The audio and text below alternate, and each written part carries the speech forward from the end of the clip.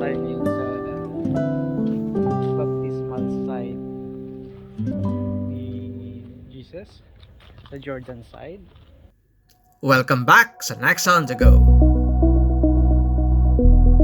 Dito na tayo sa entrance ng Jordan Riverside. Isa sa pinaka-historic at spiritual na lugar dito sa Jordan. Bago tayo makapasok, kailangan muna nating magbayad ng entrance fee na 40 Jordan dinars or equivalent sa 3,300 pesos. Tara na, samahan niyo akong i-explore ang mga historical sites. Habang naghihintay ng bus, pwede nating silipin ang mga larawan ng Jordan Riverside para makita kung ano ang naghihintay sa loob. Makikita mo ang mga iconic spots tulad ng baptismal site ni Jesus, mga stone ruins, Elijah's Hill, at Bethany beyond Jordan.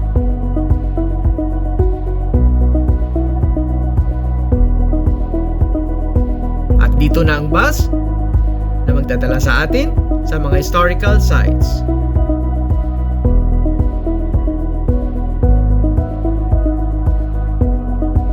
Ang unang stop natin ay sa Qumran Archaeological Site. Isang napakahalagang lugar sa kasaysayan at relihiyon. Dito natagpuan ang mga sikat na Dead Sea Scrolls na nagbibigay ng malaking ambag sa pag-unawa sa sinaunang Judaic at Christian texts. Dito mo din makita ang isa sa pinaka-highlight na commemorative ark or structure na binisita ni Pope John Paul II noong year 2000. Next stop, isang modern baptismal area site.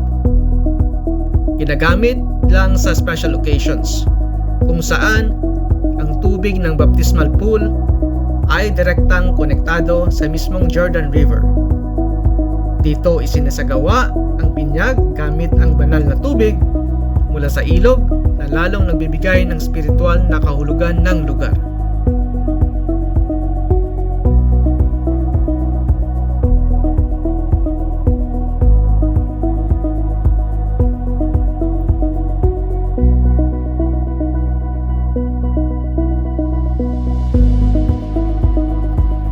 Ngayon, dumadaan tayo sa walking trail papunta sa ating next stop.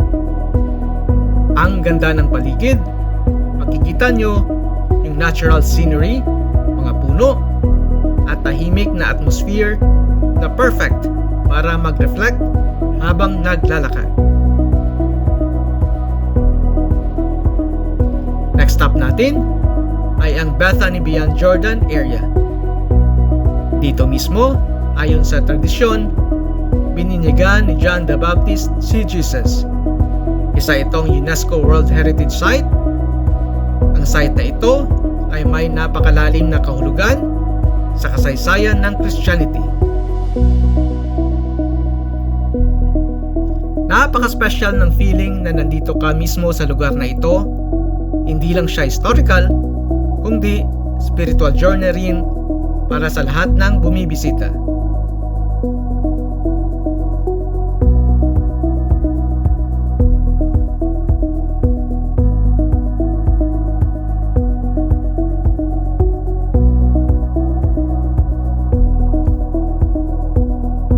Dumating na tayo sa next stop, ang stone framed mosaic map na nagpapakita ng layout ng lugar kung saan ayon sa tradisyon ay bininyagan si Jesus. Ipinakita ang mapa kung saan dumadaloy ang Jordan River, mga baptismal steps at istrukturang pangrelihiyon sa paligid ng ilog. Ang disenyo ay parang sinaunang mapa gamit ang earthly tones at asul para sa tubig na nagbibigay ng kahalagahan ng river bilang sentro bahagi ng binyag.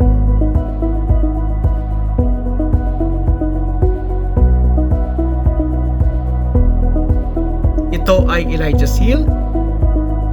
Ang Elijah's Hill sa Jordan ay isang banal na lugar na matagpuan sa baptismal site kung saan, ayon sa Biblia, umakyat si Propeta Elias sa langit.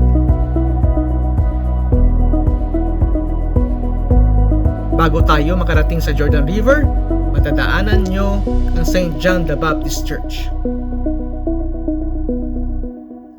At sa wakas, andito na tayo sa mismong Jordan River. Habang hinahawakan mo ang tubig, maramdaman mo ang bigat ng kasaysayan at ang presensya ng faith na bumabalot sa lugar. Dito nagsimula ang public ministry ni Jesus at hanggang ngayon, patuloy itong nagbibigay inspirasyon sa milyong-milyong tao. Truly isang unforgettable spiritual journey. Thank you for watching Next on the Go. Mula dito sa historic Jordan River, keep exploring with purpose and see you on the next adventure.